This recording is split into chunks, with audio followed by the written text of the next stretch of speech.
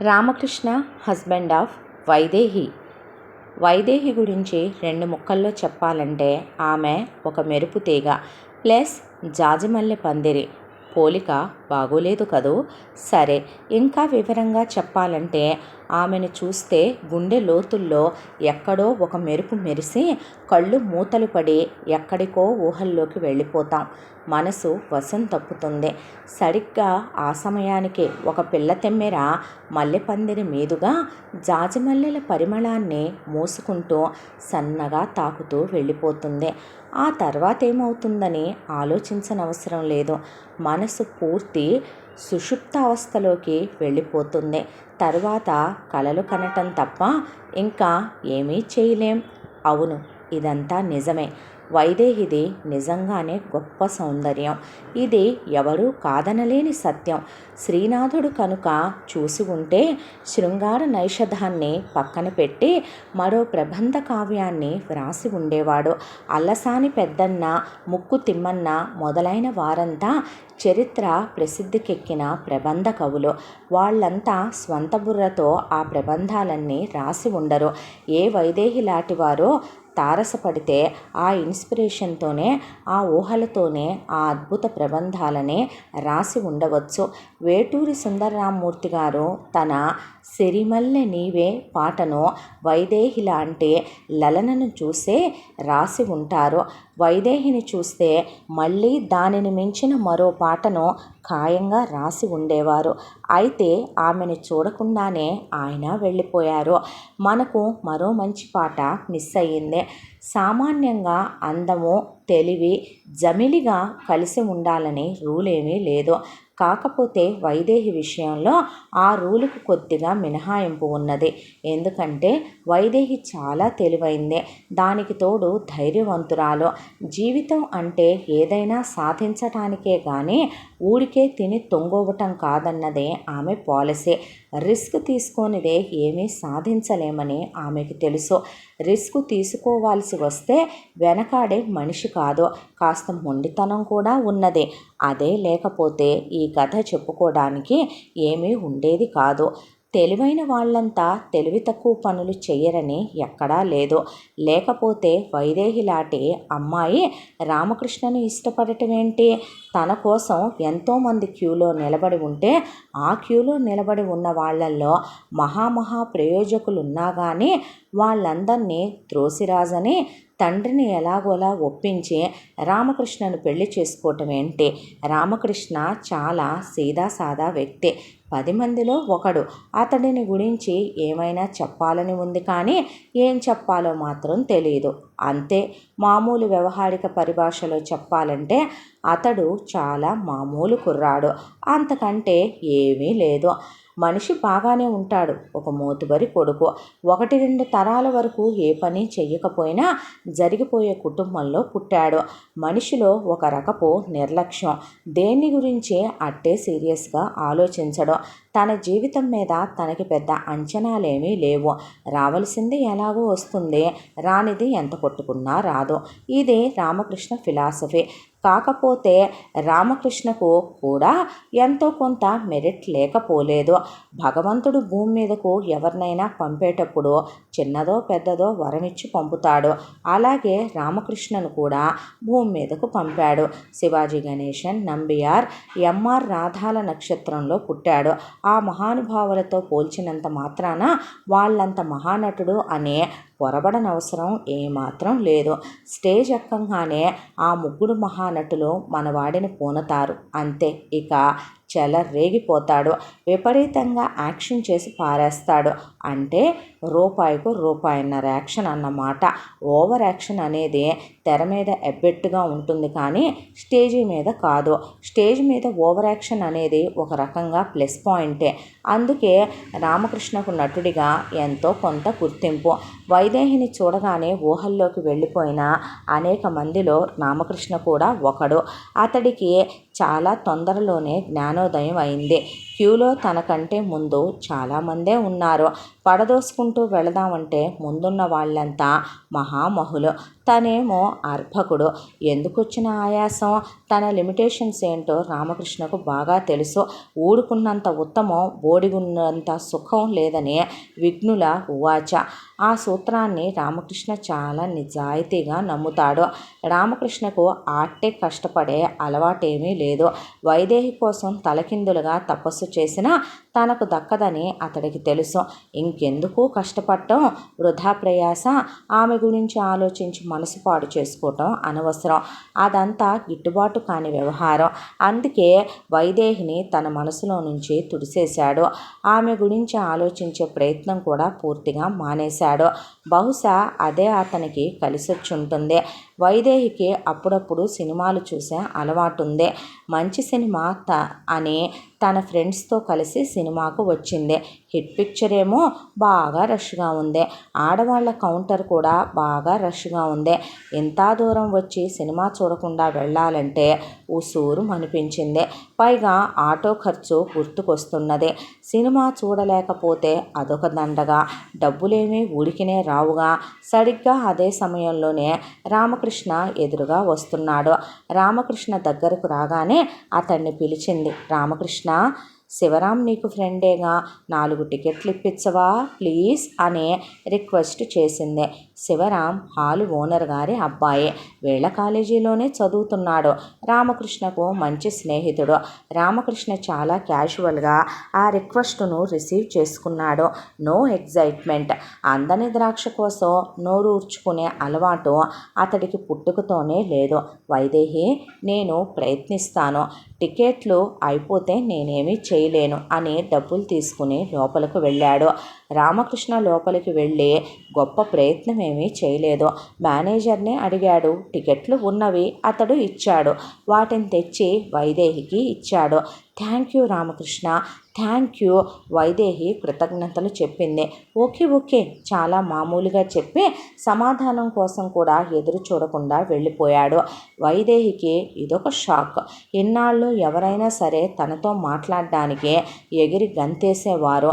పనున్నా లేకపోయినా ఏదో ఒకటి కల్పించుకుని మాట్లాడేవారే ఆమెకి తెలుసు. కానీ ఇలా చాలా మామూలుగా వెళ్ళేవారెవరిని ఆమె ఇంతవరకు చూడలేదు. మొదటిసారి ఆమె అహం దెబ్బతిన్నది. బహుశా ఆమె తప్పులో కాలేస్తానికి అదే కారణం కావచ్చు. ఆమె జీవితంలో చేయబోతున్న ఒకే ఒక తెలివి తక్కువ పనికి అది నాందయ్యింది. ఇది జరిగిన తర్వాత మరో 2 సంవత్సరాలు వాళ్ళిద్దరూ ఆ కాలేజీలోనే చదివారు. అనవసరంగా కష్టపడే అలవాటు లేని రామకృష్ణ సహజంగానే ఆ 2 ఏళ్లలో ఎప్పుడూ వైదేహిని పట్టించుకోలేదు. అసలు రహస్యం తెలియని ఆమె వీడిని ఒక ఋష్యశృంగుడని పొరబడింది. కోరి వచ్చిన వాళ్ళు ఎప్పుడూ లోకువే. వైదేహికి కూడా తన కంటి చూపు కోసం పడిగాపులు పడేవాళ్ళు ఆమెకు సహజంగానే ఆనలేదు. తనంటే అట్టే లెక్కలేని రామకృష్ణ మీద కొద్దిగా ఆసక్తి పెరిగింది. ఆమె కాలు తప్పులో మరింత దిగింది. ఫైనల్ ఇయర్ మొదటిలో ప్రతి సంవత్సరం లాగానే కాలేజీ ఎలక్షన్లొచ్చాయి. పొరపాటును కూడా ఏ రిస్కు తీసుకోవటం అలవాటు లేని రామకృష్ణ స్నేహితుల బలవంతం మీద పోటీ చేశాడు. పేరుకు కాలేజీ ఎలక్షన్లైనా జనరల్ ఎలక్షన్లంత ధాటిగా జరిగాయి. డబ్బు మంచినీళ్లలా ఖర్చయింది. రామకృష్ణ కూడా చేతి చమురు బాగానే వదిలింది. అవతలివాడు గట్టివాడు. రామకృష్ణను మట్టి కరిపించాడు. చాలా పెద్ద మార్జిన్తో అతను గెలిచాడు. కౌంటింగ్ రూమ్ నుంచి ఏడుపు మొహంతో రామకృష్ణ బయటకొచ్చాడు. రామకృష్ణ మొహం చూస్తే వైదేహికి జాలి కలిగింది. పాపం అనిపించింది. బాధపడకు రామకృష్ణ, గెలుపోటములు సహజం. పోతే పోనీ, ఈసారి కాకపోతే వచ్చేసారి నీవే నెగ్గుతావు అంటూ ఓదార్చింది. ఓడిపోయినందుకు కాదు నా బాధ. ఇంత ఘోరంగా ఓడిపోతాననుకోలేదు. రేపటి నుండి ఎలా తలెత్తుకోవాలో అర్థం కావటం లేదు వైదేహి. అందుకే నాకు చాలా బాధగా ఉంది. ఇంకో 2 మాటలు మాట్లాడిస్తే బేరుమని ఏడ్చేటట్టున్నాడు. వైదేహికి సీన్ అర్థమై పక్కకొచ్చేసింది. చేసింది. ఎందుకో తెలీదు, వైదేహికి మనసు పొరల్లో ఎక్కడో చిన్న కదలిక. పాపం రామకృష్ణ అనవసరంగా రొచ్చులో ఇరుక్కున్నాడు అని జాలిపడింది. తప్పులో వేసిన వైదేహి కాలు ఇంకొంచెం దిగింది. జాలి అనేది ప్రేమకు మొదటి మెట్ట? అవునో కాదో ఏ సిద్ధాంతకారుడు నిర్ధారించని సత్యం ఇదే. ఏమో, కావచ్చేమో. ఎంత కాదనుకున్నా ఆమె మనసు రామకృష్ణ గురించి చిన్న చిన్న ఆలోచనలు చేస్తున్నదే. అయితే అది జాలి రూపంలో ఉన్న ప్రేమ? అసలు ప్రేమేనా? ఇతమిద్దంగా తెలీదు. తెలిసే సమయం ఫైనల్ ఇయర్ చివరిలో వచ్చింది. ప్రతి సంవత్సరము యూనివర్సిటీలో డ్రామాటిక్ కాంపిటీషన్లు జరుగుతాయి. ప్రతి కాలేజీ తమ కాలేజీ తరపున ఒక టీంను పోటీలకు పంపటం ఆనవాయితీ. అది రివాజు. ఈసారి వీళ్ళ కాలేజీ తరపున రామకృష్ణ టీంను తీసుకెళ్ళాడు. పోటీలు కూడా చాలా రసవత్తరంగా జరుగుతాయి. ఈసారి కూడా నాటక పోటీలు యూనివర్సిటీలో చాలా బాగా జరిగినవి. కారణాలు ఏవైనా కావచ్చు, పోటీలో కాలేజీ టీం చాలా అద్భుతమైన ప్రతిభ కనపరిచింది. దాదాపు అన్ని ప్రైజులు, అంటే ఉత్తమ నటుడి దగ్గర నుంచి ఉత్తమ ప్రొడక్షన్ వరకు చాలా ప్రైజులు గెలుచుకుంది. రామకృష్ణ ఆ సంవత్సరపు బెస్ట్ యాక్టర్ బహుమతి గెలుచుకున్నాడు. కాలేజీ యానివర్సరీ నాడు నాటక ప్రదర్శన తప్పనిసరిగా ఉండే అంశం. యూనివర్సిటీలో వేసిన నాటకాన్నే ఆ రోజు వేశారు. టీం మొత్తం మహా ఉత్సాహంగా ఉన్నారు. అసలే గెలుపు గుర్రం మీదున్నారు. స్టేజ్ మీద చెలరేగిపోయారు. దానికి తోడు ఆ నాటకం కూడా వీరపాండ్య కట్టబ్రహ్మణ. ఇహ చూసుకో, రామకృష్ణను పట్టుకునేవాడే లేకపోయాడు. 14 మంది శివాజీ గణేశన్లను స్టేజ్ మీద ఆవిష్కరించాడు. నాటకం జరుగుతున్నంతసేపు ఆడిటోరియం చప్పట్లతో హోరెత్తిపోయింది. చూసేవాళ్ళు పూనకం వచ్చినట్టు ఊగిపోయారు. నాటకం చూసిన వాళ్ళందరి మీద రామకృష్ణ పెద్ద ప్రభావం చూపాడు. చాలామంది గుండెల్లో మెరుపులా మెరిశాడు. ముఖ్యంగా వైదేహి గుండెల్లో. ప్రేమ పుట్టడానికి పెద్ద కారణాలు అవసరం లేదు. ముఖ్యంగా ఆ వయసులో. వైదేహి వేసిన కాలు తప్పులో పూర్తిగా దిగబడిపోయింది. ఆమె మనసును రామకృష్ణ పూర్తిగా ఆక్రమించేశాడు. మొగ్గ పూర్తిగా వికసించింది. మళ్ళీ ముడుచుకునే అవకాశం లేనే లేదు. నాటకం విజయవంతంగా పూర్తయిన తరువాత తోటి కుర్రాళ్ళు ఈ లోకల్ మహానటుల్ని చుట్టుముట్టేశారు. విపరీతంగా తోపుల్లాట. వైదేహికి రామకృష్ణను అభినందించాలని అనిపించింది. కానీ అతడిని సమీపించే అవకాశం మాత్రం దొరకలేదు. అయితే ఆ రాత్రి వైదేహి కలల్లోకి రామకృష్ణ వచ్చిన మాట మాత్రం వాస్తవం. మర్నాడు బస్సు దిగి కాలేజీలోకి అడుగు పెడుతున్న వైదేహికి రామకృష్ణ ఎదురొచ్చాడు. ఆమె అతన్ని పలకరించింది. రామకృష్ణ, నిన్న మీ నాటకం చూశాను. చాలా బాగుంది. నీవైతే ఎంత బాగా చేశావో చెప్పలేను. Congratulations to you. వైదేహి మనస్ఫూర్తిగా అభినందించింది. ఆ అభినందనలో తన ప్రేమను కూడా రవ్వంత రంగరించింది. అయితే రామకృష్ణకు నిన్నటి పొగడ్తల జల్లు తడి ఇంకా ఆరలేదు. వైదేహి అభినందన కూడా వాటిలో ఒకటే అనుకున్నాడు. అంతకు మించి ఆలోచించలేదు. కొద్దిగా బుర్ర పెట్టినా లేదా ఒకంత పరీక్షగా చూసినా ఆమె అభినందన వెనుకున్న భావం అర్థమై ఉండేది. తన మీద తనకే అట్టే నమ్మకం లేని అతడు అంత శ్రమ తీసుకోలేదు. థ్యాంక్ యూ వైదేహి, మళ్ళీ కలుస్తా అని వెళ్ళిపోయాడు. ఆ మళ్ళీ కలవటం అనేది తన జీవితంలో అత్యంత మధుర ఘట్టంగా, తన ఊహకు అందనంత అద్భుత వరంగా ఉంటుందని ఆ క్షణంలో అతడు ఊహించి ఉండలేదు. వైదేహికి మాత్రం అలా ఏమీ మాట్లాడకుండా వెళ్ళిపోవటం ఏమీ నచ్చలేదు. అయినా ఇలాంటి చిన్న చిన్న విషయాల గురించే పట్టించుకునే రకం కాదు. తనకు కావలసింది ఎలా సాధించుకోవాలో వైదేహికి బాగా తెలుసు. కాకపోతే తనకు కావలసింది ఎన్నుకోవటంలో పొరపాటు పడడమే అసలు విషయం. ఇది జరిగిన నెల రోజులకి ఫైనల్ ఇయర్ పరీక్షలు వచ్చాయి. అంతా పరీక్షల్లో పాస్ అవ్వడానికి ఎవరి పద్ధతుల్లో వాళ్ళు కష్టపడ్డారు. చదివి పాస్ అవుదాం అనుకునేవారు కష్టపడి చదివారు. అంత ఓపిక లేనివారు స్లిప్పులు రాసుకోవడంలో కష్టపడ్డారు. మొత్తం మీద అందరూ కష్టపడి పరీక్షలు రాశారు. తర్వాత కొన్నాళ్లకు రిజల్ట్స్ కూడా వచ్చాయి. వైదేహి మంచి మార్కులతో పాస్ అయింది. రామకృష్ణ మాత్రం ఏదో అలా అలా అయిందనిపించాడు. గంగాధరానికి కూతురంటే వాళ్ళ మాలిన ప్రేమ. చిన్నప్పటి నుండి గుండెల మీద పెట్టుకొని పెంచాడు. మహా గారాము. కూతురు అడిగింది లేదనకుండా కళ్ళల్లో పెట్టుకుని చూసుకున్నాడు. వైదేహి గంగాధరం గారి ఏకైక పుత్రిక. లేక పుట్టింది కావడంతో ఆమెకు చిన్న నొప్పి కలిగిన విలవిలలాడిపోయేవాడు. ఆమెకు మంచి జీవితం ఇవ్వాలనేది ఆ తండ్రి కోరిక. అందుకోసం సరి అయిన ఆలోచనలతోనే ఆయన ప్రయత్నాలు చేస్తున్నాడు. కూతురి వివాహం వీలైనంత త్వరలో జరిపించాలని ఆయన ఆలోచన. దానికి తగ్గట్లుగానే మంచి సంబంధాల కోసం ఆయన వెతుకుతున్నాడు. 4-5గురికి చెప్పుంచాడు. అందులో ఒకరు ఆయనకు ఒక సంబంధం గురించి చెప్పాడు. కుర్రాడు బాగా చదువుకున్నాడు, మంచి ఉద్యోగం, బాగుంటాడు, ఏ ఆక్షేపణ లేదు. తనకు కూడా బాగా నచ్చింది. ఆ రోజు సాయంత్రం గంగాధరం పెళ్ళికొడుకు ఫోటోను కూతురికి చూపించాడు. ఏమిటి నాన్న ఇది? మంచి సంబంధం అమ్మా. ఇతడు సెంట్రల్ గవర్నమెంట్లో ఉద్యోగం, చాలా మంచి హోదా తల్లి. నాకొద్దు నాన్న, వైదేహి కరాఖండిగా చెప్పింది. సామాన్యంగా తండ్రి మాటకు ఎదురు చెప్పే మనిషి కాదు. ఎందుకు వద్దంటున్నదో గంగాధరానికి అర్థం కావటం లేదు. ఎంత నచ్చ చెప్పినా వినటమూ లేదు. ఆయన తన ప్రయత్నమూ మానుకోలేదు.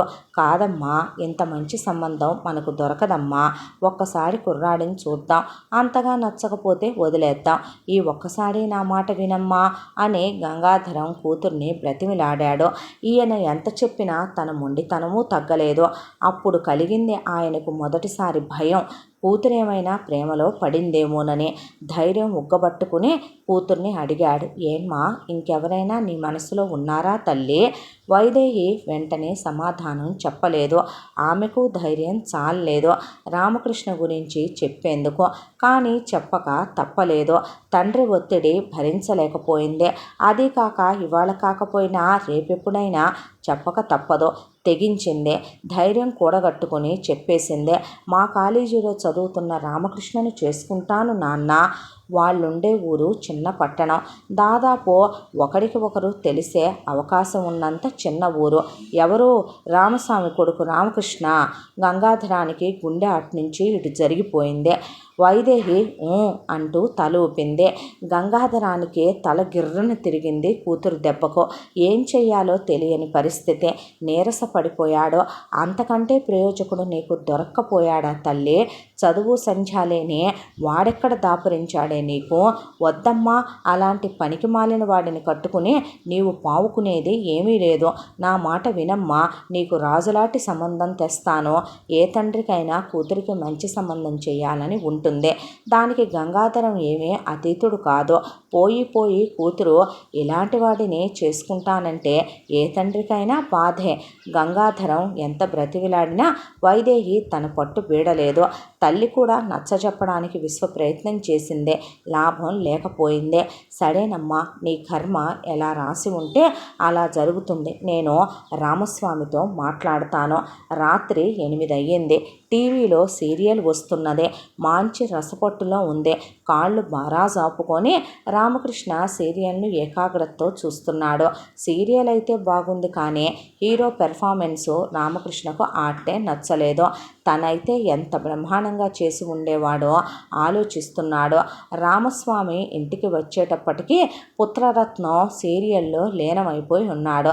ఏరా, మీ కాలేజీలో చదివే వైదేహి నీకు పరిచయమేనా? తెలుసు.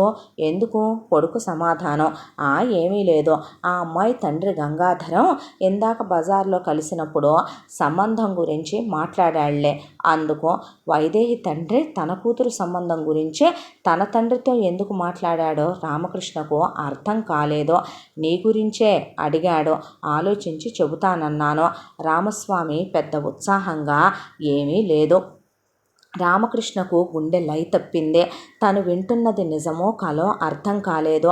వైదేహి ఏంటి? తనతో సంబంధం ఏంటి? తన తండ్రి ఏమైనా పొరపాటు పడ్డాడా? అన్నీ అనుమానాలే. గంగాధరం సంబంధం గురించి మాట్లాడాడురా, కానీ కట్నమేమీ పెద్దగా ఇచ్చేటట్టుగా లేడు. దీనికంటే ఏలూరు నుంచి వచ్చారు చూడు, వాళ్ళది మంచి సంబంధం. బాగా కట్నం ఇస్తారు. దాని గురించి ఆలోచిద్దాం. తండ్రి మాటలతో గుండెల్లో రాయి పడింది. ఓరు నాయనో, ముసలోడు కొంప ముంచేటట్టున్నాడు బాబోయ్! ఏం చెయ్యాలిరో దేవుడోయ్! పోనీ తెగిద్దామా అంటే తండ్రి అంటే చచ్చేంత భయం. ఎదురు చెప్పలేడు. నెమ్మదిగా తల్లిని మంచి చేసుకున్నాడు. వైదేహిని తప్ప మరొకరిని చేసుకునే ప్రసక్తి లేదని తల్లికి తేల్చి చెప్పాడు. ఆమెకి అంతగా డబ్బు పిచ్చి లేదు. ఆమెకు కొడుకు ముఖ్యం. ఎలాగోలా భర్తను ఒప్పించింది. మొత్తం మీద ఇక్కడ రామకృష్ణ, అక్కడ వైదేహి అనుకున్నదే సాధించారు. అనుకున్న తర్వాత కథ వేగంగా నడిచింది. గంగాధరం కూతురు పెళ్లి చాలా ఘనంగా జరిపించాడు. పెళ్లికి పిలిచిన వాళ్ళంతా వచ్చారు. విశేషం ఏమిటంటే పిలవని వాళ్ళు కూడా వచ్చారు. అసలు వైదేహి లాంటి అమ్మాయి ఈ రామకృష్ణను ఎందుకు చేసుకుంటుందో చూడాలనే ఆసక్తితో చాలామంది ఈ పెళ్ళి ఒక పజిల్గా మిగిలిపోయింది. పోరాడి ఓడిన వీరులకు మరీ పెద్ద పజిల్. తమలో లేనిదేమిటి ఈ వెధవలో పొడి చేసింది ఏమున్నది? మ్యాథ్స్ స్టూడెంట్స్కు ఏ ఈక్వేషన్ ప్రకారం ఈ పెళ్లి జరిగిందో అర్థం కాలేదు. కెమిస్ట్రీ వాడికి ఈ పెళ్ళికి ఏ ఫార్ములా పనిచేసిందో తెలియరాలేదు. కామర్స్ విద్యార్థులు బ్యాలెన్స్ షీట్ టాలీ కాలేదని నిట్టూర్చారు. ఫిజిక్స్ స్టూడెంట్స్ కొద్దిగా నయం. ఉన్నంతలో వాళ్ళకే కొద్దిగా క్లారిటీ ఉన్నదే. సజాతి ధ్రువాలు వికర్షించుకొనును, విజాతి ధ్రువాలు ఆకర్షించుకొనును. బహుశా ఆ సిద్ధాంతం ఇక్కడ నిరూపితమైందని వాళ్ళొక అభిప్రాయానికి వచ్చారు. ఆహూతులంతా రామకృష్ణ అదృష్టవంతుడని తీర్మానించారు. అయితే ఈ పెళ్ళి రామకృష్ణ అదృష్టం కొద్దీ కాదు, వైదేహి అదృష్టం కొద్దీ జరిగిందని కాలం రుజువు చేయబోతున్నదే. ఏది ఏమైనా ఆ పెళ్లిలో వచ్చిన వారందరూ మనస్ఫూర్తిగానే ఆశీర్వదించారు. కేవలం ఇద్దరికే అసంతృప్తే. పెళ్లి కూతురు తెచ్చే కట్నం చాలక పెళ్లి కొడుకు తండ్రే, పెళ్లి కొడుకు నచ్చక పెళ్లి కూతురు తండ్రే. ఆ ఇద్దరికే అసంతృప్తే. 3 నిద్రలకు వచ్చినప్పుడు వైదేహి అత్తవారిల్లు గమనించింది. ఆమెకు తృప్తిగానే అనిపించింది. ఇంటి వాతావరణం ఆమెకు నచ్చింది. ముఖ్యంగా అత్తగారు, ఆమెతో పాటు ఆడపడుచు కూడా. ఆడపడుచు ఇంకా కాలేజీ స్థాయికి రాలేదు. ఏదో స్కూల్లో చదువుకుంటున్నది. తర్వాత జరగవలసిన కార్యక్రమాలన్నీ విజయవంతంగా పూర్తయినాయి. ఎక్కడ రవ్వంత తడబాటు లేదు. ఇక్కడ కూడా ఓవర్ యాక్షన్ ఎబ్బెట్టు అనిపించలేదు. పైగా బాగుంది కూడా. రామకృష్ణకు అందని ద్రాక్ష అందింది. మరి ఆ మాత్రం స్పీడ్ ఉండదా? ఆషాఢం వచ్చేంత వరకు రామకృష్ణ అత్తారిల్లు వదల్లేదు. తర్వాత తప్పలేదు. ఆషాఢం పూర్తయ్యేంత వరకు కాలం చాలా నెమ్మదిగా గడిచింది. శ్రావణ మాసంలో ఒక మంచి రోజున వైదేహి చీరే సాడితో అత్తారింటికి కాపురానికి వచ్చేసింది.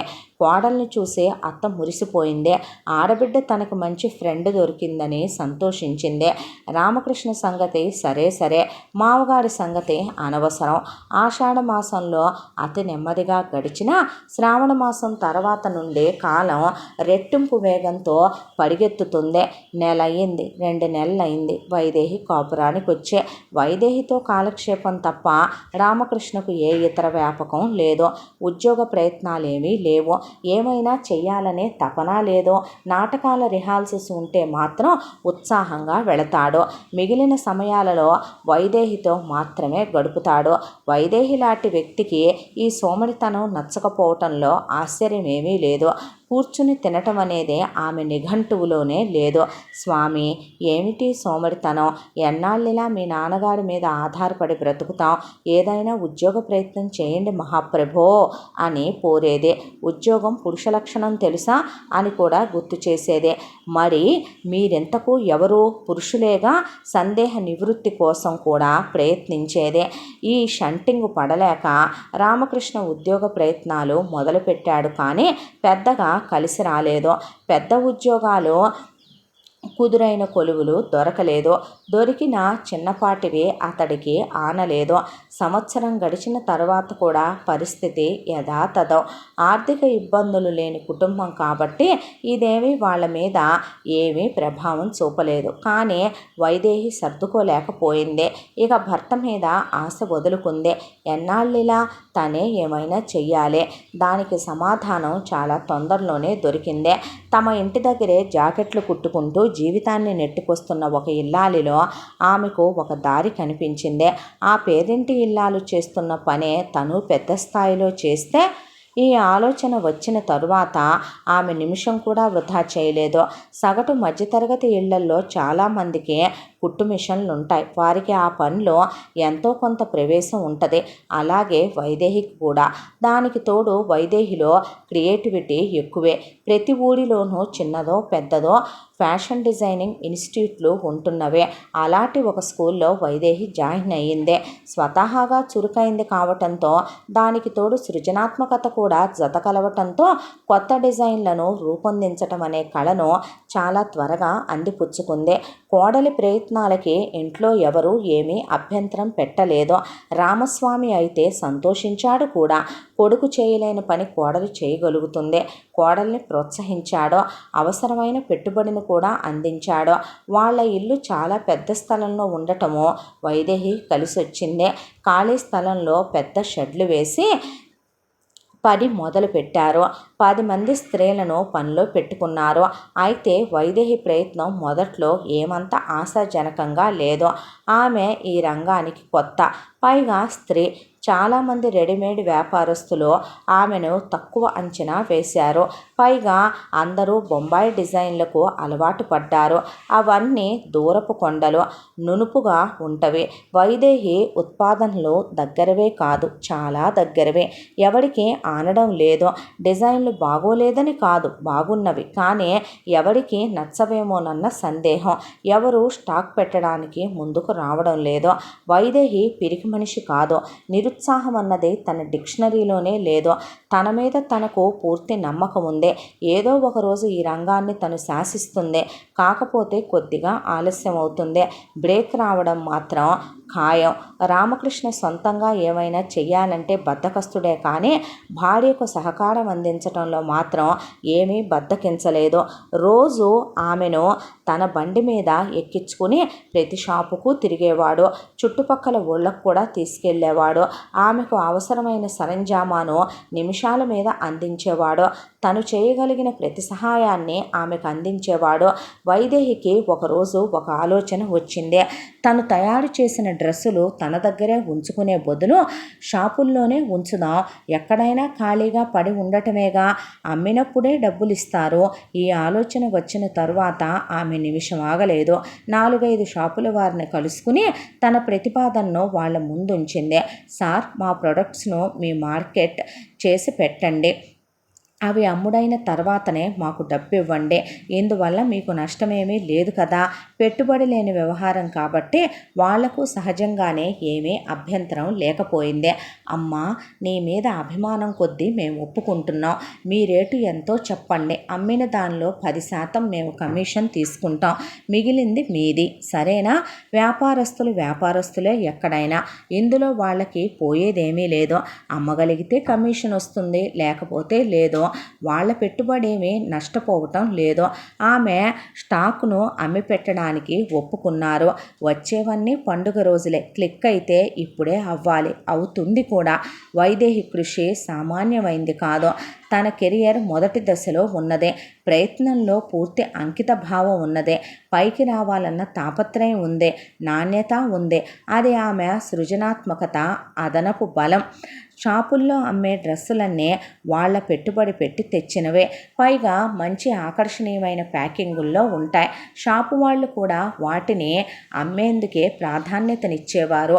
వైదేహి ప్రొడక్ట్స్కు ఆఖరి ప్రాధాన్యత. ప్రారంభంలో ఏమీ అమ్ముడుపోలేదు. జీవితంలో చాలా సంఘటనలు నాటకీయంగా జరుగుతాయి. ఒక్కొక్కప్పుడు అవే ఒక పెద్ద మార్పుకు కారణం కావచ్చు. అలాంటి సంఘటనే సంక్రాంతికి 15 రోజుల ముందు జరిగింది. కాలేజీకి ఇంకా 2-3 రోజుల్లో సెలవులు ఇస్తారనగా పండక్కి బట్టలు కొనుక్కుని ఇంటికి వెళ్ళే ప్రయత్నంలో ఉన్న రమ అనే ఒక స్టూడెంటు దగ్గరలో ఉన్న రెడీమేడ్ షాప్కి వెళ్ళింది. ఆమెకు ఏదీ నచ్చడం లేదు. అన్నీ పాత డిజైన్లే. మార్చి పాత డిజైన్లన్నీ కావాలనే మళ్ళీ మళ్ళీ కుట్టిన బాపతే. ఆ అమ్మాయి దృష్టి అనుకోకుండా దొంతరలో అడుగున పడి ఉన్న ఒక డ్రెస్ మీద పడింది. అది వైదేహి వర్క్షాప్లో తయారైన డ్రెస్సు. సేల్స్ మ్యాన్ దానిని తీసి చూపించాడు. రమకు ఆ డ్రెస్సు చాలా వెరైటీగా అనిపించింది. దానిలో ఆ అమ్మాయికి చాలా నవ్యత కనిపించింది. సేల్స్ మ్యాన్లు సామాన్యులు కాదు, వాస్తు పండితులు, జ్యోతిష్కుల్లాగా చాలా ఘటికులు. ఎదుటివాడి మనసులో భావాలు ఇట్టే పసిగట్టేస్తారు. తరువాత జరగబోయే సంభాషణ తదనుగుణంగానే జరుగుతుంది. చాలా మంచి డిజైన్ అమ్మా. వైదేహి అని మీ కాలేజీలోనే చదివింది. ఆమె డిజైన్ చేసిందే ఇది. చాలా అద్భుతమైన ప్రోడక్టు. ఇప్పటికీ ఇలాంటివి 30 పీసుల దాకా అమ్మామండి. తీసుకోండి, మీ శరీరానికి బాగా నప్పుతుంది. మీ కలర్కు సూట్ అయ్యే డిజైన్ అమ్మా ఇది. Sales man చెలరేగిపోయాడు. వైదేహి పేరు రమ విన్నదే. అయినా ఆ విషయం ఏమంతా ఆమెను ఆకర్షించలేదు. ఆమెకు నచ్చింది ఆ డ్రెస్సు మాత్రమే. పైగా రేటు కూడా మిగిలిన వాటితో పోలిస్తే తక్కువే. సేల్స్ మ్యాన్ తక్కువ వాడేమీ కాదు. కస్టమర్ల నాడీ పట్టుకోవటంలో మంచి అనుభవశాలి. వీటిని కూడా చూడండమ్మా, ఇవి కూడా మీకు నచ్చుతాయి. ఒకవేళ మీకు నచ్చకపోతే తర్వాతనైనా వెనక్కి తీసుకుంటాం, కావాలంటే డబ్బులు కూడా వాపస్ చేసేస్తాం. రమ ఇంకేమీ ఆలోచించలేదు. వాపస్ సౌకర్యం ఉందే, అంతగా బాగోలేదంటే తర్వాత చూసుకోవచ్చు. నచ్చకపోయే ప్రసక్తే లేదు. ఆ డిజైన్లు ఆమెను అంతగా ఆకర్షించాయి. తనకు తన చెల్లెలకు 4 డ్రెస్సులు వేరే వేరే డిజైన్లో కొన్నదే. మగవెధవలు చదువు తప్ప అన్ని విషయాల్లోనూ వేలెట్టి కెలుకుతారు. కానీ ఆడపిల్లలు అలా కాదు. వాళ్ళకి 2 విషయాల్లో అమితాసక్తి. 1 బట్టలు, 2 నగలు. ఆ ఆసక్తి విశ్వవ్యాప్తం. రమ హాస్టల్కు చేరగానే తోటి పిల్లలంతా బిలబిలమంటూ చుట్టూ చేరారు. రమ పండక్కు కొన్న బట్టలు చూడాలన్న ఆసక్తితో ఆమె చుట్టూ మూగారు. రమ కొనుక్కున్న డ్రెస్సులు ఆ పిల్లలకి ఎంత బాగా నచ్చినాయంటే అప్పటికప్పుడు షాపుని తెరిపించి కొనుక్కోవాలనేంతగా. రేపొద్దున్నే లేవగానే చేయాల్సిన మొదటి పని షాపుకు వెళ్ళి డ్రెస్సులు కొనుక్కోవటమే. పోలిక సరైనది కాదు, కానీ ఆ ఆసక్తి అనేది దురదగుంటాకు లాంటిదే. గోక్కొందే దురద పోదు, పక్కవాడికి చెప్పందే ఈ కుతి తీరదు. మొత్తం మీద తెల్లారేటప్పటికీ హాస్టల్ మొత్తానికి తెలిసిపోయింది. ప్రతిభ అనేది నివురు కప్పిన నిప్పు. చిన్న గాలి అలా చాలు నిప్పు బయటపడటానికి. అనుకోకుండా రమ అనే అమ్మాయి వైదేహి జీవితంలో ఒక పెద్ద మార్పుకి కారణమయ్యింది. ఆ రోజు రమ కొన్న 4 జతల బట్టలు ఆమె కెరియర్ను ఒక పెద్ద మలుపు తిప్పాయి. హాస్టల్ పిల్లల పుణ్యమా అనే వైదేహి డిజైన్లకు చాలా ప్రాచుర్యం వచ్చింది. ఎవరినైనా నచ్చకపోతే నలుగురికి చెప్తారు, మరి అదే నచ్చితే 40 మందికి చెప్తారు. నోటి మాట మీద మంచి పబ్లిసిటీ జరిగింది.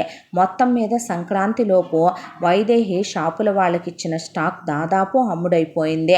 అది కాదు ముఖ్యం, వైదేహి మీద నమ్మకం వాడికి బాగా పెరిగింది. పర్వాలేదు, దగ్గరి కొండలైనా నునుపుగానే ఉంటాయి అని వైదేహి రుజువు చేసింది. నెమ్మదిగా వైదేహి ప్రొడక్ట్స్కు డిమాండ్ కాస్త వేగంగానే పెరుగుతూ వచ్చింది. కలిసి రావాలే కానీ అదృష్టం అనేది జంఝామారుతమే.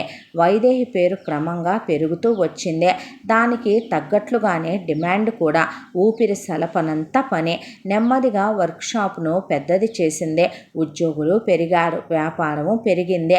పెరగనిదల్లా ఆమె అహం. మొదటి రోజు ఎలా ఉన్నదో ఇప్పుడు అంతే. ఆ రోజు ఎంత తాపత్రయం ఉన్నదో ఇప్పుడు అంతే. ప్రతి డిజైన్లోనూ ఏదో నవ్యత చూపించేదే, నాణ్యతలో రాజీ పడేది కాదు. ఇవి చాలు కదా. కొనుగోలుదారుల్లో అభిమానం పెరగటానికే క్రమంగా వైదేహి ఒక బ్రాండ్గా ఎదిగింది. ఇంతై అంతై ఒటుడంతై చివరకు విశ్వాన్నే ఆక్రమించింది. ఊరు దాటింది, జిల్లా దాటింది, చివరికి రాష్ట్రాన్ని కూడా దాటింది. ఒక చిన్న పట్టణంలో పుట్టిన సామాన్యురాలు, చదువుకునేటప్పుడు కేవలం ఒక అందగత్తెగా మాత్రమే గుర్తింపబడిన సామాన్యురాలు, పెళ్ళైన తర్వాత ఒక గృహిణిగానే మిగిలిపోవలసిన సామాన్యురాలు, నేడు మాత్రం ఒక అసామాన్యురాలు. గొప్పవాళ్ళు ఎక్కడో దూర తీరాల్లో పుట్టరు, మనతోనే ఉంటారు, మన మధ్య ఉంటారు. మనం చూస్తూనే ఉంటాం వాళ్ళు మనని దాటిపోతారు, మనం చూస్తూనే ఉంటాం వాళ్ళు ఎదిగిపోతారు. ఏ భగవంతుడు వాళ్ళని ప్రత్యేకంగా ఆశీర్వదించడు, ఏ అదృష్టము ఎదురొచ్చి అందలం ఎక్కించదో. వాళ్ళ కృషి, వాళ్ళ కష్టం, వాళ్ళ పట్టుదల మాత్రమే వారికి కలిసి వచ్చేవి. ఇది జీవిత సత్యం, ఇది మాత్రమే సత్యం. వైదేహి ఎదిగింది కానీ ఒదిగే ఉందే. నెమ్మదిగా ఆమె సామ్రాజ్యం విస్తరించింది. పంజాబ్, ముంబైల నుండి కాదు, ఇక్కడి నుండే అక్కడికి మోడల్స్ వెళుతున్నాయి. 10 సంవత్సరాల తర్వాత చూసుకుంటే వర్క్షాపు ఫ్యాక్టరీ అయ్యిందే. 10 మందితో మొదలుపెట్టిన వ్యాపారం ఈరోజు 1000 మందికి ఉపాధి కల్పిస్తున్నదే. ₹1,00,000 టర్నోవర్ కాస్త కోట్ల రూపాయలు టర్నోవరు అందుకుందే. రామకృష్ణను కాక మరెవరినైనా చేసుకుని ఉంటే వైదేహి ఒక మామూలు గృహిణిగానే మిగిలి ఉండేదేమో. ఆమె ప్రతిభ బయటకు వచ్చేదో లేదో ఏమో నిస్సందేహంగా చెప్పొచ్చు. రామకృష్ణతో వివాహం మూలంగా మాత్రమే వైదేహి తన విశ్వరూపం చూపగలిగే అవకాశం వచ్చింది. ప్రతిభ ఉండటం కాదు ముఖ్యం, అది బయటకు వచ్చే మార్గాలు కూడా ఉండాలి. అందుకే ఈ పెళ్ళి రామకృష్ణ అదృష్టం కాదు, వైదేహిదని చెప్పేదే. ప్రతి కథకు ఒక క్లైమాక్స్ ఉంటుంది, ఎక్కడో ఒక చోట ముగింపు తప్పదు. ఈ కథకు కూడా ముగింపు దగ్గరకు వచ్చిందే. ప్రతి సంవత్సరం లాగానే రాష్ట్ర ప్రభుత్వం ఉత్తమ పారిశ్రామికవేత్త అవార్డు ప్రకటించింది. ఈ సంవత్సరానికి వైదేహి ఎంపిక అయ్యిందే. నిస్సందేహంగా ఆమె అందుకు అర్హురాలే. ఆ ఊరి ఛాంబర్ ఆఫ్ కామర్స్ కూడా అదే అనుకుంది. ఎంతైనా ఆ ఊరి ఆడపడుచు, ఈ అవార్డు ద్వారా ఊరికి గౌరవం తెచ్చిపెట్టిన సమర్థురాలు, ఆ ఊరికే గర్వకారణం. ఆ ఆనందాన్ని నలుగురితో పంచుకోవాలి. అందరికీ తెలిసింది ఒకే ఒక్క మార్గం, సన్మానం. వైదేహికి సన్మానం చెయ్యాలని ఛాంబర్ ఆఫ్ కామర్స్ తీర్మానించింది. వైదేహికి సన్మానం చాలా ఘనంగా జరిగింది. పాత స్నేహితులు, బంధువులు, ఊరి పెద్దలు అందరూ హాజరయ్యారు. కుటుంబ సభ్యులకైతే ఆనందం వర్ణనాతీతం. సభకు అధ్యక్షుడు మున్సిపల్ చైర్మన్, ముఖ్య అతిథి జిల్లా కలెక్టర్. అందరూ ఆమెను అనేక విధాలుగా కొనియాడారు. ఊరికే కాదు, రాష్ట్రానికే గర్వకారణమని ఆకాశానికి ఎత్తేశారు. తనకు జరిగిన సన్మానానికి కృతజ్ఞతలు చెప్తూ వైదేహి ప్రసంగించాలి. ఆమె ప్రసంగానికి ముందు రామకృష్ణ మాట్లాడతాడు, తర్వాత వైదేహి మాట్లాడుతుంది. రామకృష్ణ మైకు దగ్గరకు వచ్చి తన ప్రసంగాన్ని మొదలుపెట్టాడు. నా పేరు రామకృష్ణ, నేను వైదేహి భర్తను. రామకృష్ణ ప్రసంగం సాగిపోతూ ఉన్నది. చెప్పుకునేందుకు ఇంకేమీ లేదు.